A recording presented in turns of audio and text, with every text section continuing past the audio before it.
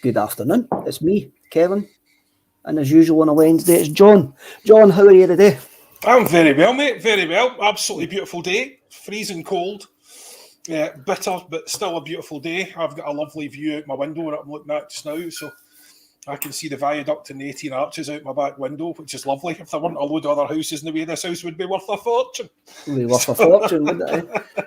I was out last night and it was -10 when I left the hydro last night after seeing Paolo Natile. -10 it was by the time I got back to the car. So when I jumped in the car this morning and it was only -1, it felt like putting shorts on it. That's it. We're back to putting on shorts. That's better than some areas of Glasgow which I hear are -9, just to steal someone else's joke. Yeah. But it's been a hard few days for the heating. The heating's taken a bit of a pounding. It's beautiful. But I'm excited I'm just absolutely cannot wait for us to be back playing football.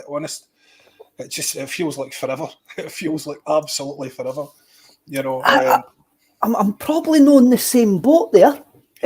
Truthfully, I don't think it feels like forever. I think because my mind's got used to a break.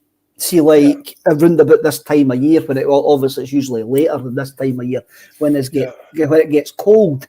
I've kind of got used to the break, and I somehow just think, well, the World Cup is on, and I've kind of got into this World Cup because I've ignored. There's been a lot of surprises for me in this World Cup, like finding out that certain players are certain nationalities, because I've just sort of ignored. I ignore English football and that, and finding out that Alaves actually is Argentinian was a surprise to me. It really was a surprise. Is he Argentina? I didn't ken that. And the other boy from Man City, what is it, Ake, is Dutch. I didn't ken he was Dutch either. I think I've went into this tournament from a football knowledge point of view, being very, very innocent. Probably as innocent as what I was in 1990. There's been an awful lot of surprise. There's been an awful lot of surprises for me with regards to players I'd never heard of, or players that people just because I'm just not really bothered. I mean, I ken people moan about 24-hour football and all of that, but you can ignore it if you really want to. Yeah, well, I mean,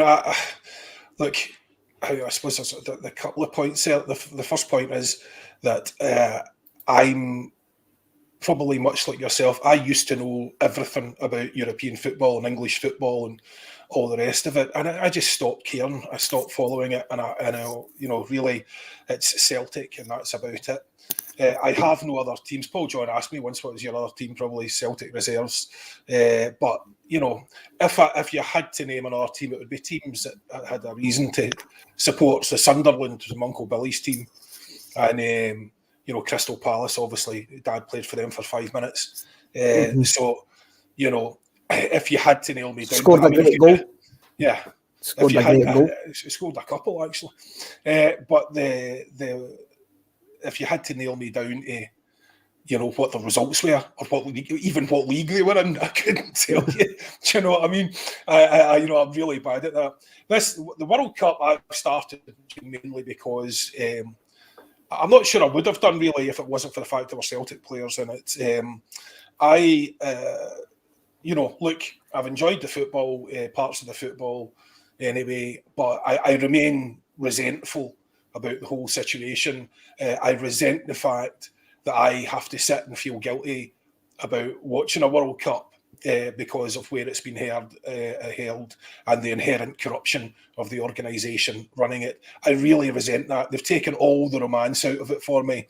And, every time I turn it on, I just think, we're just pandering to them, and they're going to get away with it again, and they're going to troop on again, and nothing's going to happen again. And the next World Cup will probably be in Saudi Arabia. Nothing's going to happen, nothing's going to change. And for all the facts, I love the World Cup, and I love these games, and I love seeing what it means to the players and what it means to the fans. It's really fantastic, and you can't fault the games. It's been as good a World Cup. I'm sure it's comparable to many, many others. but in terms of the whole situation, I just, my overriding emotion is I'm resentful for how I'm made to feel about it.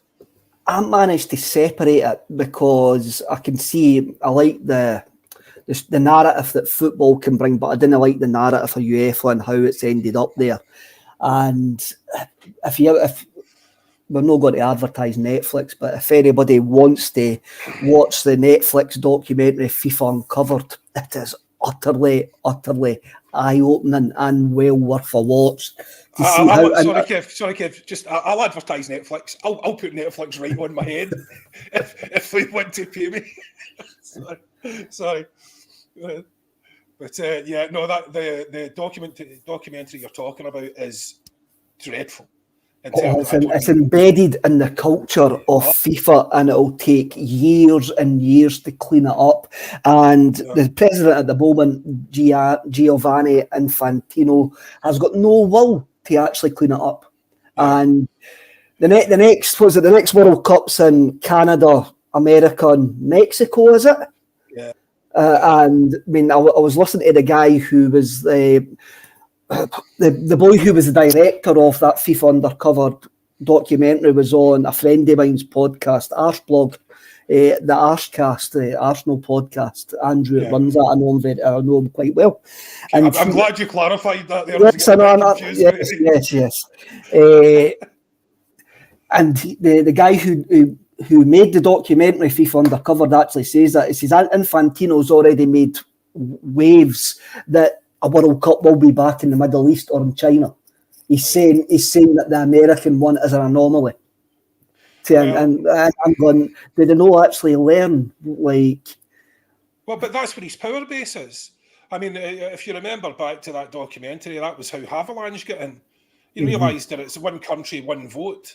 And it's nothing to do with the strength of the league. So you make your power base the sort of third world areas and or the petrochemical dictatorships, and you throw tons of money at them, or they throw tons of money at you and you let them. More to the point. So no, it doesn't surprise me. Gianni Infantino, or Donny Baby, is his gangster name, obviously. But I mean, that rant at the start. I mean, I hate to go back, but I'm dragging people's minds back to the start where he was talking about, I am Arab, I am disabled, I'm a migrant worker. That is absolutely insanely delusional. Insanely delusional. I mean, you've got to have a screwlish to be at that. It's so removed from reality. But he lives in Qatar. That's where he lives. So, he's lived there for the last 18 months. Oh yeah, that's amazing, isn't it? It's just a coincidence, I'm sure. That's a coincidence. I'm sure he's got a big mortgage in his property. Definitely. I'm sure he has. I mean, football is corrupt. Is really corrupt. So we can all moan about it, but the only thing we can do is withhold money. That's the only thing that can actually change it. And even then, us no watching it on the telly is not going to really make a difference. No. Budweiser's throwing the rattle at the pram makes a difference. Yeah. The only reason that Blatter got voted out was because Adidas and Coca-Cola chucked a rattle at the pram. Even though Adidas were the ones that started it all, but let's know. I mean, football's corrupt indeed, but there's different levels of corruption, and FIFA isn't just corrupt for football. FIFA is probably the most corrupt sporting institution on earth, and it just sickens me. It really does take away it takes the gloss off it. And you're sitting, as I say, I'm sitting watching these games. I'm trying to enjoy them.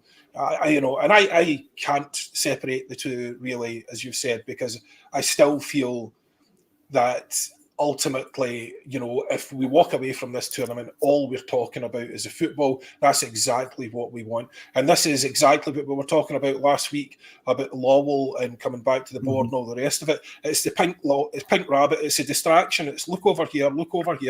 And in this case, it is the distraction of, look, yes, it's completely corrupt. Yeah, you can complain, do your wee diatribes on the telly. By the time this is over, if the football's been good, nobody's talking about anything except the football. So it's a sickener. Maybe I've just been hypocritical being able to separate it, but I have been. I have been able to. I mean, I watched the Champions League and that as well, and that's. I mean, club football's probably more corrupt as well, and it's just it's where we are in the world just now, or it's always been that way. Well, it's not your fault, Kev. It just means that you're not as cynical as I am, and as unable to let these. Because the thing about it is, I think I've been worn down with my cynicism. I think I've actually just been worn down with it, and eventually just went, I'm going to enjoy the football. But if anybody asks me, I'm going to say it should never have been there. But that comes to the following point. You do get worn down because you're constantly. Everything's a battle at the moment in terms of the corruption of the government and the institutions that govern our lives, and the situation that we're facing, which was entirely avoidable. Cost of living, all the rest of it, and you just feel as if you're constantly screaming into a void. I mean, fortunately, I have Twitter as a bit of an outlet, so I get to shout to a few people. But it really does feel like you're screaming into a void all the time. Being annoyed about this World Cup, I appreciate, is entirely pointless. But I still can't let it go. It still annoys me, and I apologise to everyone who's just having a great time with it. But it really just maybe I'm just a cynical old man, Kev. I don't know, but it's I find it deplorable, really, the whole thing. Didn't get me wrong. I find it utterly deplorable if it's there.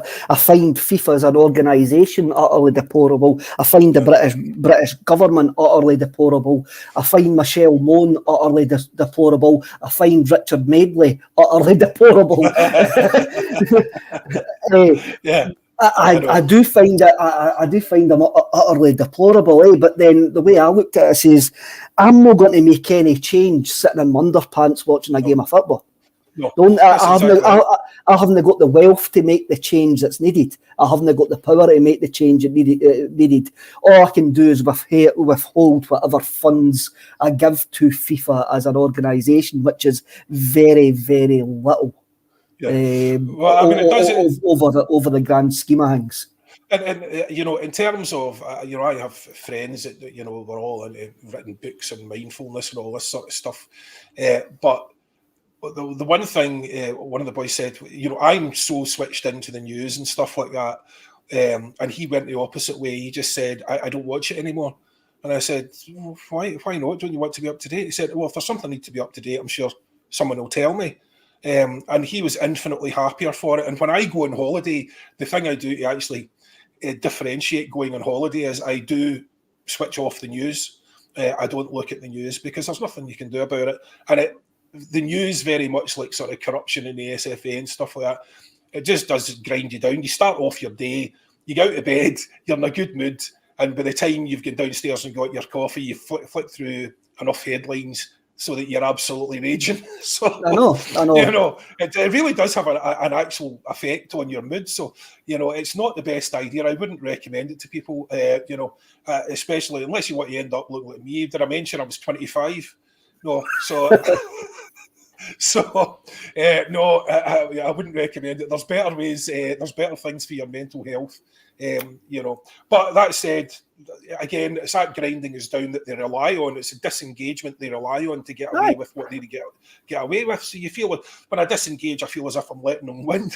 But they don't care. But anyway, I don't know. It's difficult. As Ridiculizer does actually say, modern football is skewed game of Monopoly played by mercenaries for soulless corporations. Get over it and dry up. I think that's what we've basically says in the last 5 minutes. So that there's not really much we can do, and you maybe just have to focus it on as an entertainment because that's what it's meant to be. But as far as it bread and circuses as they call it, let's have a look to see who's in the comments today. Adam Beanie Smith just tuned in. What's Kev moaning about today? FIFA. I'm moaning about FIFA. Thank you, Adam. We didn't mean to be. We didn't mean today, but we've done 15 minutes about FIFA and corruption. The Urban Cool, she got a shock when I seen Grealish in an English top, thought he was Irish. Is that no Declan Rice? That's Declan Rice. That was Declan Rice that posted some nice song lyrics if you're that way inclined. At some point a couple of years ago on Instagram. We'll stick with the World Cup now. Then we'll go to the tagline. Last night, Josip Uranovic's tournament basically ended. He still got the fourth place playoff to get after he came up against the imperious Lionel Messi, and Croatia were eventually handed their butts, and Argentina Reno. I think it's fair to say, John, that Josip Uranovic's stock has never been higher. And if we use the cynical, soulless cooperation nature of the game, which we have been speaking about, his agent will be using this, that his stock's never been higher to actually get him that move, which could be life-changing for him. Well, I mean, there is an issue here which comes on that directly affects Celtic, apart from the obvious issue with the money. And that would be, I mean, if you look at Uranovic in the last game, was it Croatia? Croatia. Brazil. So it wasn't so good yesterday. And in fact, in that second goal, he was the furthest man back, and failed to stop it. They were retreating at a rate of knots. Now, he wasn't responsible for that alone, but it wasn't as good. But certainly in the prior game, I mean, he was against Neymar, and he was against, Vinicius Junior, and he pretty much, nullified them completely. So he had a fantastic game there. But my question for you, Kev, and maybe a question for anyone listening in, Uranovic has never looked as good for us as that all season. So in terms of the way that we play in Europe, and I hate to turn away from it, but it's just a segue. In terms of the way we play in Europe, Uranovic is obviously there. He is not exposed the way he is under our system. Not exposed at all. And Alistair Johnson at his press conference the other day was also saying, the way that we play, there's only two teams that play that way, really, the possession dominant teams, and that is Celtic and Man City. And, all I could think was, well, Uranovic looks like a world beater because he's not been left high and dry. And also, that comment about, there are only two teams that do it and they're possession dominant. But we're not possession dominant in Europe. Quite the opposite, as a matter of fact. So our possession stats flip in Europe from 60-40 domestically, and then we're on the other side of that in Europe. So my question is, does JJ's performance expose the fact that we need to take, I am not talking about digging in and playing slowly or anything, but a slightly more pragmatic view? You've got the likes of Red Bull, for instance, that play two defensive midfielders. Did they look any less attacking? So they basically play a 4-2-3-1, I think. So did they look any less attacking than we did? Is there no adjustments to be made at all? Are we just essentially naively aspirational? So the manager wants us to play a certain way. We love that vision. We all love that vision. We love that clarity of thought and purpose. But is there no amendments to be made? Has reality of the situation got absolutely no impact on it? Because in my view, if he wants to play that way, I'm all for it. But we need better players, significantly better players. And what that's just exposed there is how much better, because JJ looks like the best right back at this World Cup, the way he's just played. And he did not look that way for us this year. He did not look anywhere near that way for us this year. So, I'm not going to write a revisionist history of his performances this year, because we were all happy to see him go. Not happy, but nobody was saying, oh my God, we've got to hold on to him in the face of a massive offer. But what does that mean? Is there no translation there into the way that we play, that our players can look like world beaters if we play them correctly? The two things there. The first thing, well, a couple of things there. The first thing I want to pick up on is the fact is nobody wants to keep Josip Uranovic. I think we are losing the best fullback at the club. We are losing the best fullback at the club quite easily, but we've been conditioned by years and years of being told we're a selling club and what's actually happening, that this is what's going to happen. So we then get all lubed up and all excited about transfer fees, and we spend hours and hours discussing transfer fees, and we all become Fabrizio Romano, and we all know what players are worth, and we all know what clubs are saying to each other, and we all send it to our WhatsApp groups and send it to our wee pals trying to be in the know and stuff like that. We're losing the best fullback in Scotland. We're losing one of the best fullbacks in Britain. Well, we're not lost them yet, but it looks that way. And we're kind of accepting it. And I find that quite hard to stomach, because we're going to get a load of money. But that's the way that we're programmed. That's the way that's the way our club. This is the way that we've been brainwashed by Peter Wall. This is the way that we have been brainwashed. This is what happens. On paper, we've brought in Alistair Johnston, who is a downgrade. It is a downgrade on paper, but we've got to hope that Alistair Johnston's a better player than Josip Uranovic over the next 3 to 4 years, and he develops that. He actually develops into a better player. In Europe, I don't want us to change the style, but I think there's a couple of things missing. I agree with you. We need better players. That means every player is up for grabs. Every position is up to be improved, but it's not going to be. We're never going to bring in a player. We're going to go, that is an improvement on what we're currently got. We're actually going to need to develop players, and it's just because we're in Scotland as well. We're going to get talking about the striker situation. I think this year as well, we missed a big defensive midfielder. I think Abelgard could have been that player, but he wasn't fit. I do think he was the type of player we needed, and I says that we needed him at the end of last season. If we wanted to be that, like, better in Europe, we needed a big guy in the middle of the park, like, who's the guy that plays for Liverpool? Can't remember. The big guy plays for Fabinho at Liverpool, who covers when players go up the park.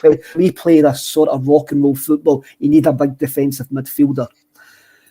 Callum McGregor's great, but I don't think he was that player, and that's me no slagging Callum McGregor. I think we were missing that. I think apart from Cameron Carter-Vickers, we're missing another pacey centre back. Even though Cameron Carter-Vickers isn't that pacey, he can read the game very, very well. But Jenz could be that player. He might develop into that player. Or the Japanese boy we just signed could be that player. That's what we're hoping on, John. And I got quite... I bought into it as well. I got a bit excited, and I say, we'll never spend to hang away in Europe. But our model hasn't changed. We sell high, buy low. And that's our model always going to be. And we've got to hope the club and the coach get the signings right, and we can keep them for 2 to 3 years. Today, a Bruges in Europe. Like, Bruges have been in the Champions League for 4 years. Everybody's going like, they were great this year. But that's 4 years experience, 4 years coaching staff experience, 4-year club experience. Yeah. And I think that's what we're actually missing. Yeah, well, we're missing a lot of things. But, I mean, as we've discussed, I think, in each of the last 2 weeks, we need to be buying potential just at a higher level than we're buying it. So we can't be having these, absolutely no hope or project players that come out from Lowell's phone book. So there are two issues in that, by the way. I don't want to go back to the big conversation we had last week, but there is the one thing we never got to about last week was Mark Lowell. So Mark is our now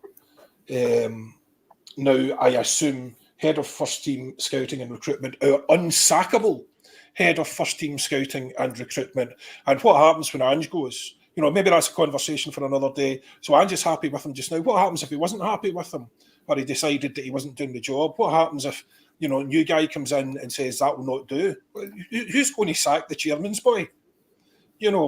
So anyway, that's another issue. The one thing that you did mention there about it started a bit of a rammy on my Twitter was when I was talking about Jenz. So I was essentially saying, you know, it's great to see him so bought into the club. He made a few comments, I'm sure everyone saw them during the week, about how much he loves the club and the culture, and it was great to see, you know. But at the same time, I said I think it's a pity that he's going to go, and that started off a sort of big, massive then discussion about, you know, who we're keeping and who we're not. So my view on it was that we have 4 permanent centre halves now on long-term contracts. So Kobayashi, we don't know yet what he's like. You're assuming he's got to be very, very decent, but you don't know. Maybe very decent is equivalent to Stephen Welsh. Maybe it's equivalent to Jenz. We just don't know at this stage. But we have 4 guys on long-term contracts. So I think, you know, ultimately, unless Kobayashi or Stephen Welsh or someone's gone out on loan, and Jenz is better than Welsh, but he's not 2, 3, 4 million pounds better than Welsh. And we have an option to buy, but it's not clear what that option is. It's not clear how much it is. And I don't think we would have signed the boy Kobayashi, particularly if we needed money for wages and we needed money for a fee to pay for Jenz. Jenz, according to the data, and I know a lot of people feel differently about this, but according to the data, is better than Stephen Welsh, but only just. He's not miles better. He's better, but he's not miles better. He's not 2 or 3 or 4 million pound better. So that just feels a lot like you're spending that money and rearranging the deck chairs, really. It's why would you spend that money? And Stephen Welsh, not only is he homegrown, so we need for Europe, you need 8 homegrown, but you also need 4 that come through the club. So Stephen's actually come through the club, so he counts. You know, he's an important factor in that squad number. So, you know, I know a lot of people love Jenz, and he does look far classier. He's just easier on the eye to watch. You know, but again, defensively, you know, then I had people saying, you know, he's better than Starfelt and we should do this and do that. If we are going to sell someone, if we are going to sign Jenz, if we are going to move someone on, in my view, the asset there that's probably worth most is Starfelt. You know, and if we're going to try and buy a Cameron Carter-Vickers equivalent player, someone who's as good as that, it's Starfelt that would have to go, and maybe Jenz would stay. But as it stands at the moment, I mean, I don't see us signing Jenz. I just don't think we're going to pay the option to buy money because we've got 4 guys. So I know he's making a big play for it and he obviously wants to stay, and that is great to see. And it's very unusual for us to be punting someone who so obviously wants to stay and who looks a very good player. But I'm not sure we're going to sign him. What do you think, Kev? I'm going to base this on the fact that I think there's a hierarchy of Celtic centre halves to the coaching staff. Not to me. I'm just going to go. My opinion doesn't matter. The only opinion that matters is Ange Postecoglou, who's actually going to play the team. And if you look at when we've had injuries this season to the centre halves, when Cameron Carter-Vickers was out, let's have a look at this. He rushed back Starfelt very, very quickly. Starfelt sort of appeared as soon as he was semi-match fit. He got right back into that side. That, for me, that says a lot. But he also played Jenz all the time. And I think for me, that actually says a lot about how Ange Postecoglou actually judges the centre halves that he's actually got there. I think Jenz, if you believe the rumours, has been a long-term target as well. Mm-hmm. So I think there's room for development in Jenz, which unfortunately the club maybe didn't see in Stephen Welsh, because I don't know. Now, I don't think Stephen Welsh has maybe progressed as well as he could, but then again, you can blame Celtic for that, for not giving him game time, stuff like that. But if you look at who plays, the number of games, the number of stats, the choices that the coaching staff and the manager makes, then I think it points to Jenz staying, John. I think it does. So, who moves? Welsh. Yeah. I just think he's too important for the numbers in that squad. I mean, we still need 4 homegrown guys, so that leaves us who would be. I mean, we need 8 homegrown for the whole squad, and we need 4 that come through our own system. So unless you're keeping sort of James Forrest and you've got Calmac, I mean Tony Ralston, so we need at least one more that actually came through our system, and that's just for Europe. And I think Stephen Welsh has potential as well. If anything, your boy Kobayashi, because he was on a free, if maybe you punt him out on loan for a year and see what he can do. But I don't know if they'll do that without giving him a chance. It's not an easy one, to be fair, and obviously it's not clear what the manager is thinking. But if you were to do, remember I said that, according to the stats, really, Jenz is just better than Welsh. I wonder how much better Starfelt compares to Jenz, because as you say, if you read the original reports, Jenz was the target before Starfelt. Yeah, we got Starfelt almost by default. Jenz was the original target. But Starfelt has proven himself to be, I know he's ungainly, he doesn't look, he seems to have a bad mistake in him, every game, but, defensively, his statistics are really pretty decent. He's not, but again, how much better is he than Jenz? And he's worth money, he's worth a serious amount of money. And do we really want to be spending a lot of money on 3rd or 4th choice centre-backs? Because let's say you're going to get rid of Starfelt. If you think Jenz is the main man, we're going to get rid of Starfelt. We've already got 2 other centre-backs there, and Starfelt would be the man. He would bring a decent fee, and that money could be used to strengthen the squad elsewhere. But again, it's not clear to me that Jenz is definitely going to be signed. I mean, there's a lot of permutations there, and everyone has become clear on my Twitter thread. Everyone has very strong opinions on who the best player is. Oh, Welsh is rubbish, Welsh is brilliant, Starfelt's rubbish, Starfelt's brilliant, we can't do it without him. Our defensive record this year was shocking without him. So it's the same with Jenz as well. He's great, he's just not good enough. And so, and I'm not saying I'm like you, Kev, you sort of try and take your cues from the manager, but I'm not sure it's clear, because as you say, he did rush. We'll see in the second half of the season now, we'll see what happens, because he did rush Starfelt back to try and shore up that defence. And then I think Jenz got a game because I think Starfelt still wasn't really fully recovered. But that doesn't smack to me of a man who's made his mind up that Jenz is the answer. So I don't know, Kev. I think it's a difficult one. But I suppose that brings you on. Well, this brings us on to Saturday. Well, who's the centre back pairing for you on Saturday? Starfelt and Carter Vickers.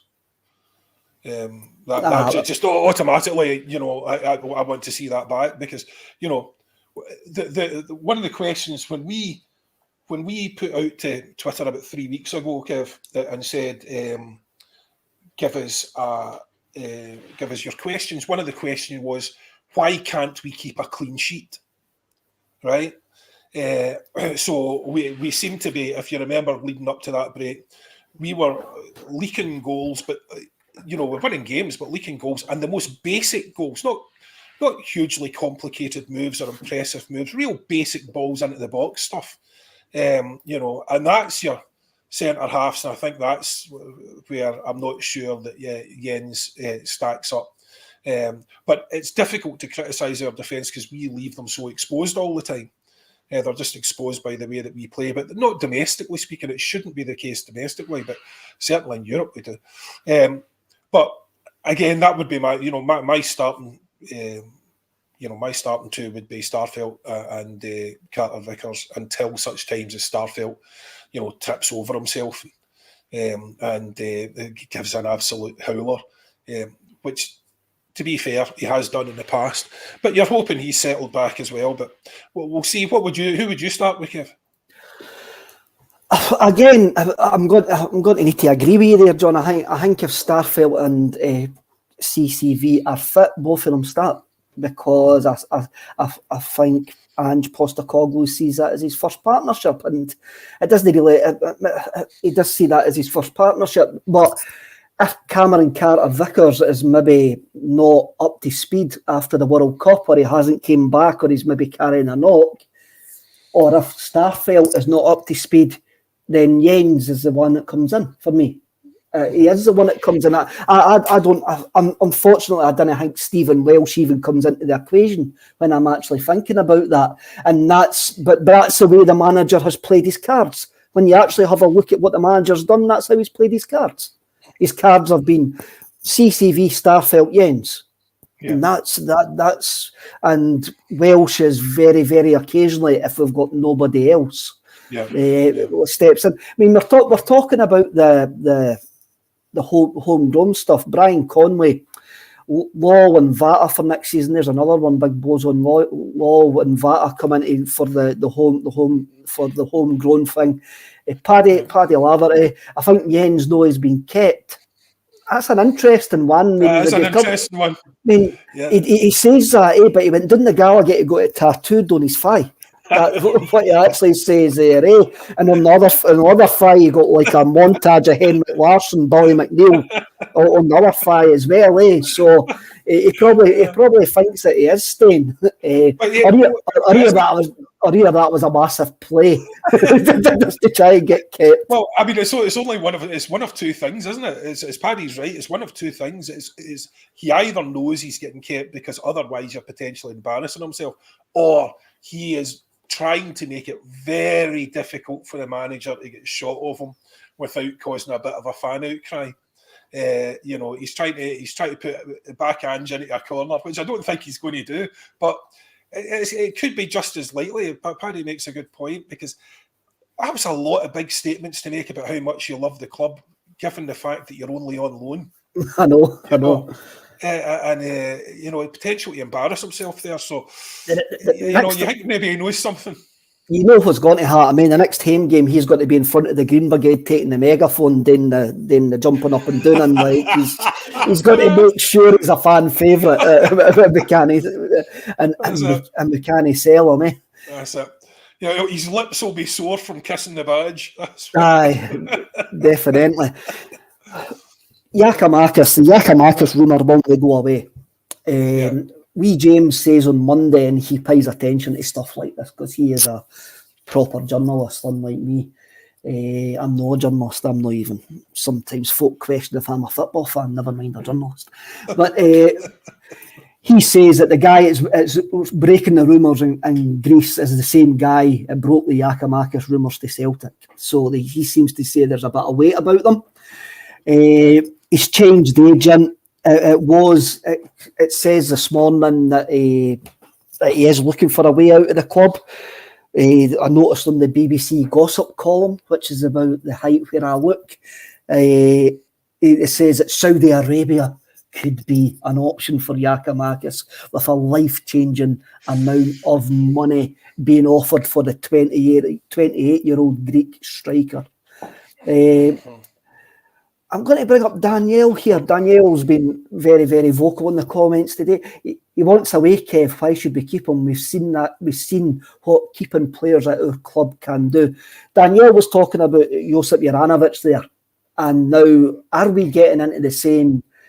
Does it look like that everything's pointing in the same direction with Giakoumakis? This is a rumour that won't go away, and it seems to be gathering pace, and it could maybe be past mischief making by the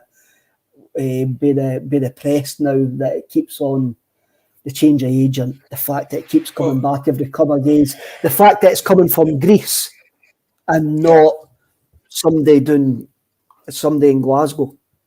Well, originally I said I didn't think there was much to it, just because it was one unconfirmed report. But if there's a lot of noise coming from Greece, that's different. And obviously, given Ange's background, he'll be aware of that. So the one thing that Danielle has said there, even whether it's Uranovic or Giakoumakis, I think she can rest easy there. I think if you so much as breathe in the direction of Ange, that you want out, he'll have you out the door just as fast as he possibly can. He's going to hold on to nobody that doesn't want to be there, because part of what he's doing, part of what he's building, and a fundamental part of it is to do with attitude. So these are, as Alistair Johnson said, young guys with a point to prove, with potential and a point to prove. They've got a bit of a chip in their shoulder, and they want to go out there and absolutely give it their best. We don't want tired, jaded, old pros that are, trying to wangle a move. Nobody does want that, but I mean, in particular, that doesn't suit our model at all. So if Big GG is making noises about getting away, he will be gone sooner rather than later. But the problem is, Kev, if he was to go soon, if he was to go in this window, we need 2 strikers, and we need them both to be firing. Because is another striker now a priority? Another striker was a priority before GG. Before you put that in the mix. You're right. So Europe proved that this year. Yeah, Europe absolutely. proved that another striker was a priority, and you would have wanted that striker in. If you were being perfect, you would have wanted that striker in January. Absolutely. Whether Giakoumakis leaves or not.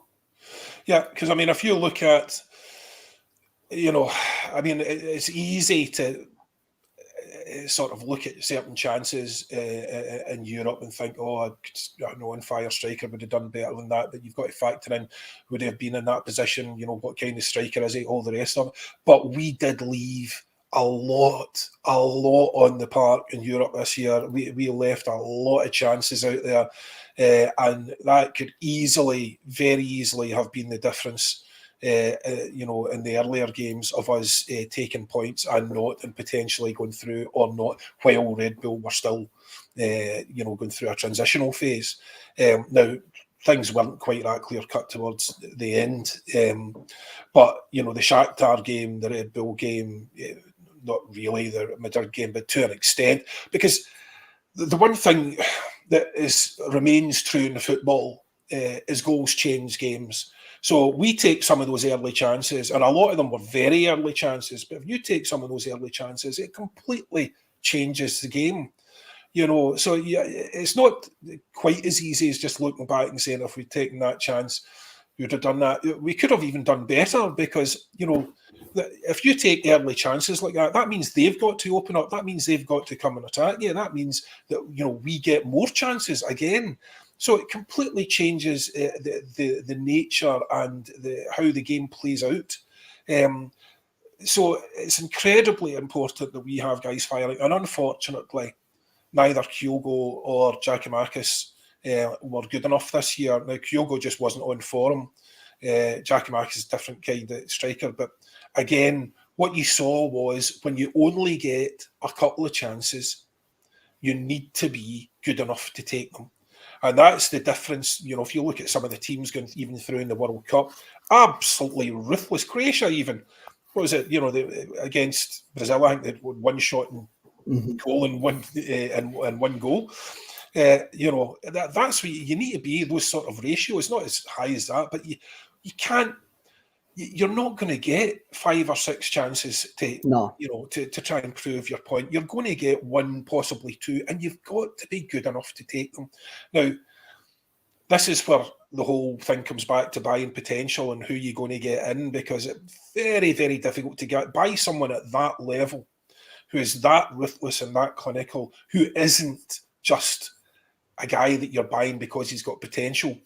It's very, very difficult, and I'm not entirely sure we can do much better than what we've got, is the honest answer, unless we get some teenage prodigy who's absolutely on fire.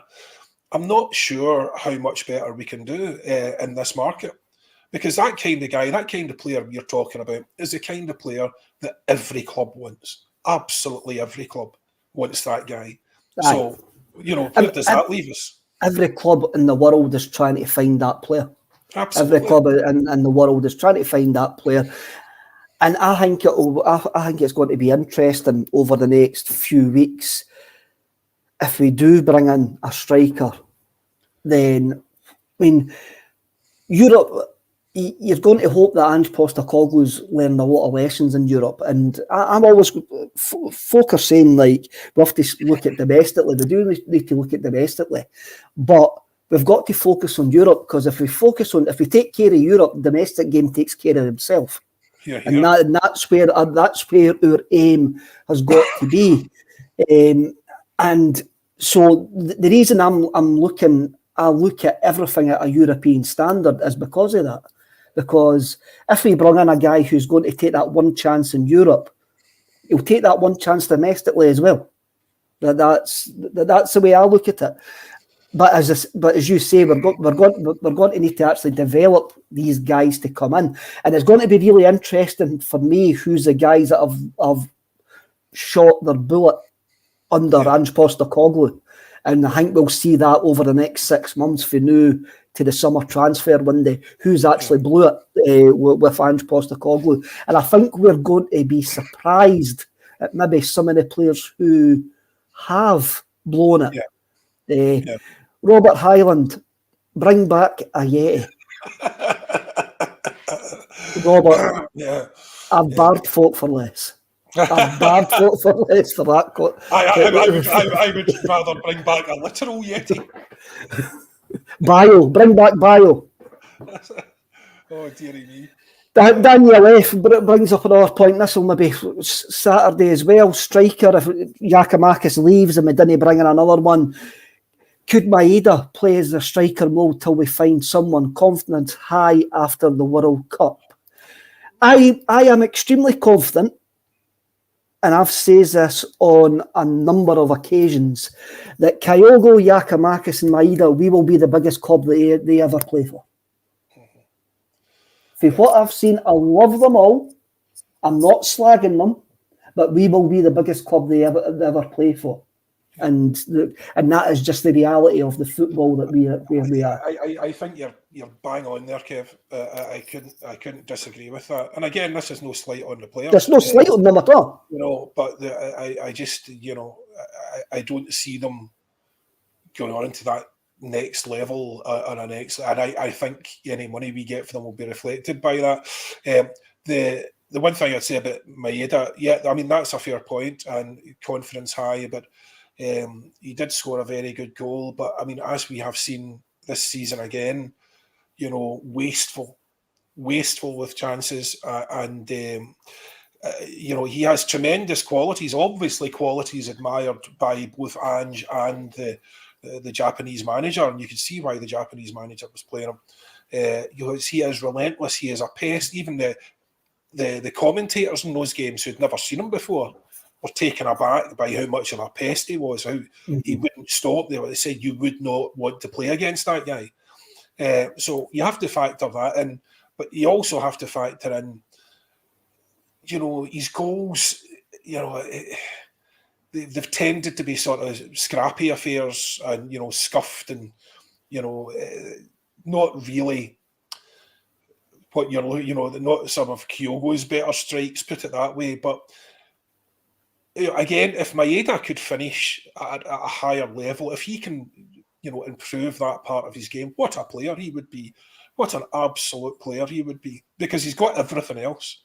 The engine he has is terrifying, actually. I mean, I don't know how he keeps going the way he does. I mean, he's absolutely relentless, but he's not, so in Europe, we can't afford people that are wasteful with chances. And in domestically speaking, we don't get a huge amount of space. Let's not sugarcoat this. We're wasteful domestically as well.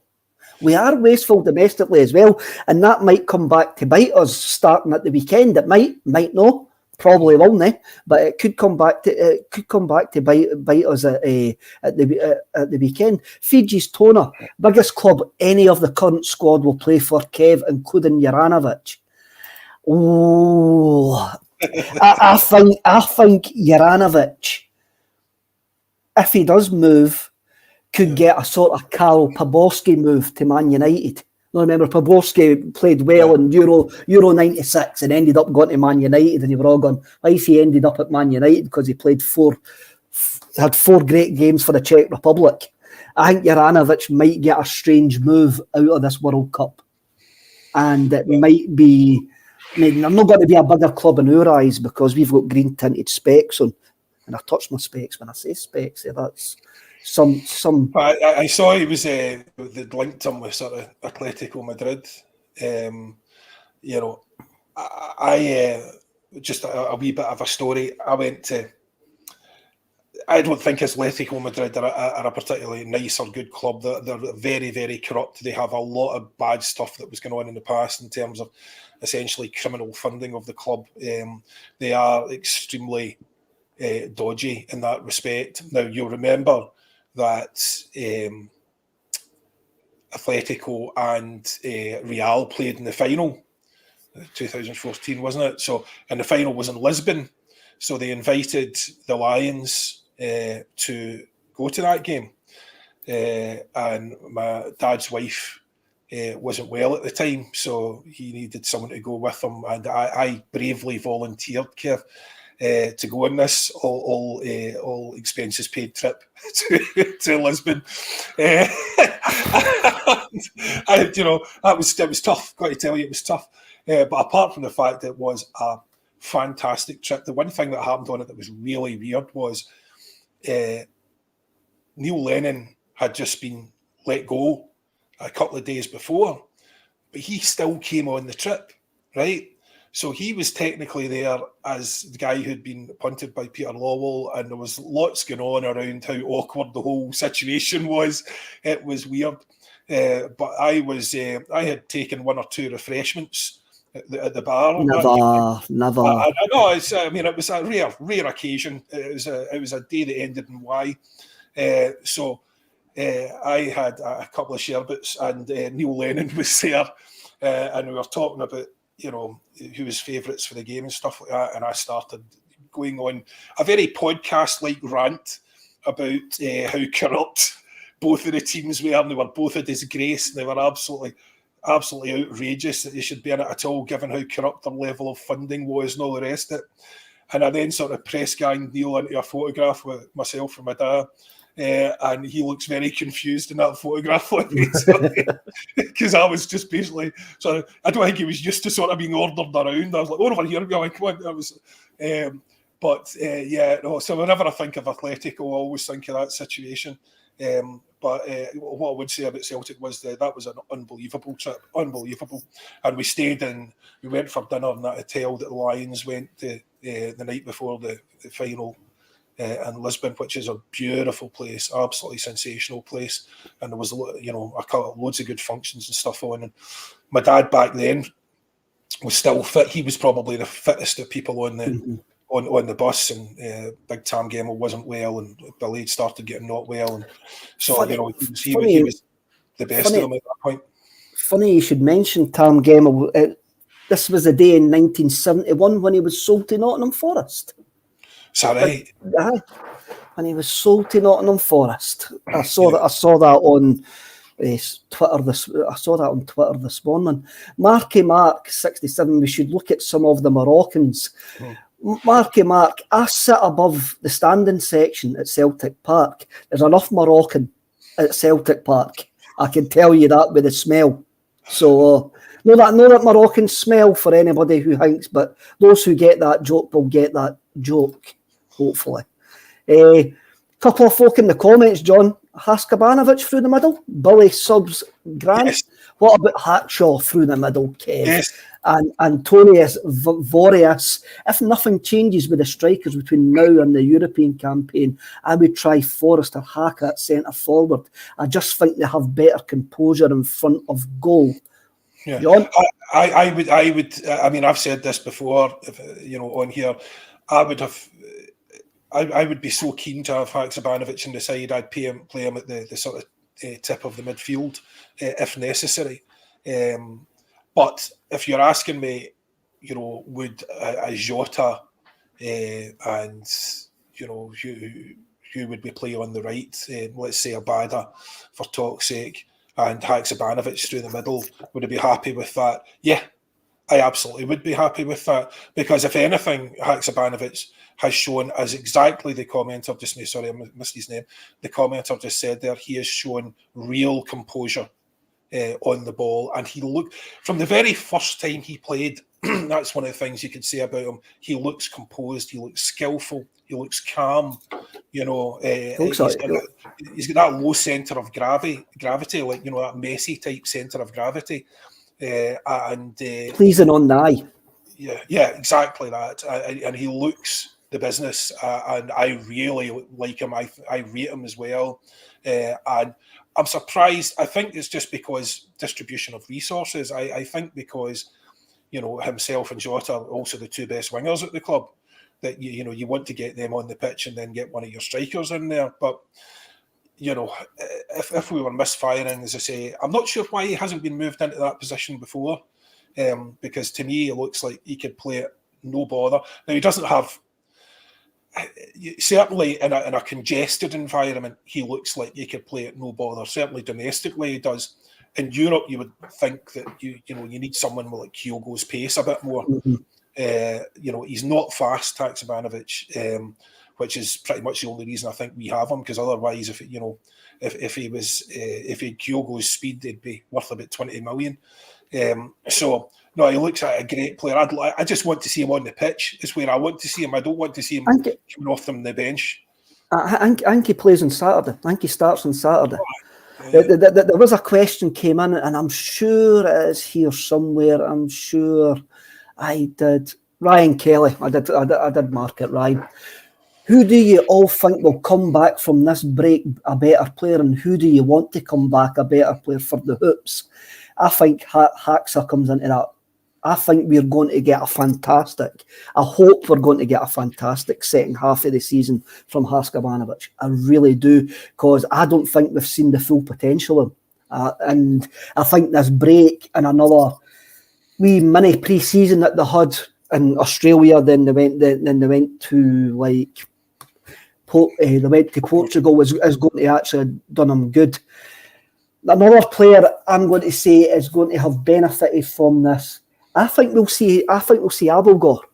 I do think we'll see Abelgor in the second half of the season.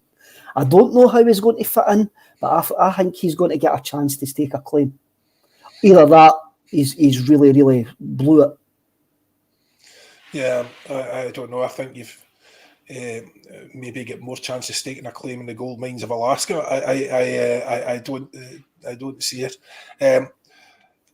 Yeah, he wouldn't be one that I would expect to see any more of. I think, if anything, he might be lucky to survive the window. But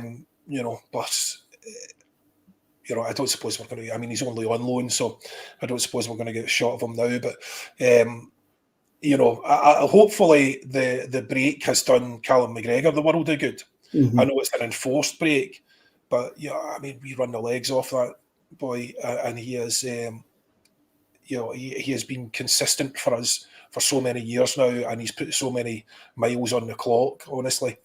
As I said before, I think he's like one of those old Mercedes taxis that have been round the world 3 times, with 500,000 miles on the clock. I read about the guy, Tielemans, that plays for Leicester, and they reckon the amount of minutes that he's played, he's only 25, but they reckon the amount of minutes that he's played makes him about 31 in players' years, the amount of minutes of football that he's actually played.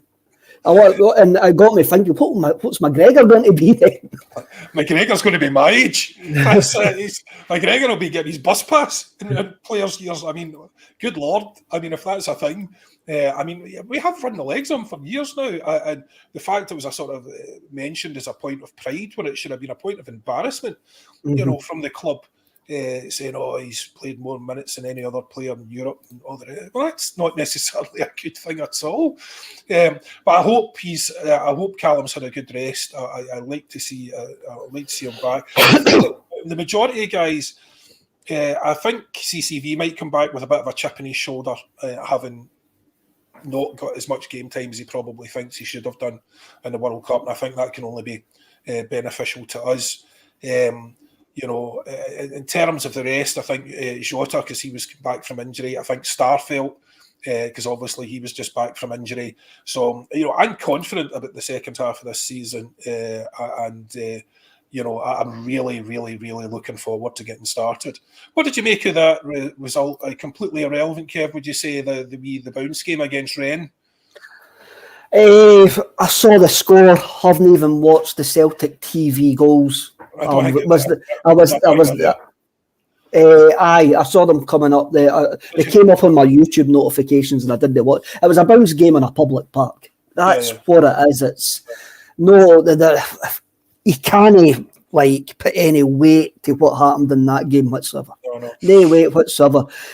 There's quite a few comments coming back in, John, and a lot of them are going to get answered for Saturday onwards, and a lot of people in the comments are all looking forward to Celtic being back. What is it? KP, Calmack and O'Reilly back in his natural position will make a big difference. That's something that will probably get answered. And Kookaburra comes in with the exact same. Calmack back to 6. Matt O'Reilly will get better playing further forward. And there's a couple of people in the comments saying Maeda will probably get a World Cup bounce as well. Or he could get a World Cup come down. You didn't actually know. I'm looking forward. Saturday still seems so far away sitting here on a Wednesday afternoon, but I'm more looking forward. I'm sure I'm going to be buzzing on a Saturday morning that Celtic are back. Let's have a wee look to see if there's any. Ryan Kelly, that was the comment. I was looking for Ryan. So, Kev, you find most people utterly deplorable then. I only find BAMs utterly deplorable, why? Only BAMs and no very nice people. John, it's a Wednesday. It's always been a pleasure actually talking to you. Thanks to everybody in the comments. Please hit like. It does the channel a load of good. And join us, I think it'll be JP and PJ tomorrow for the Thursday show. Remember, don't be BAMs to each other, and hail, hail. Hail, hail.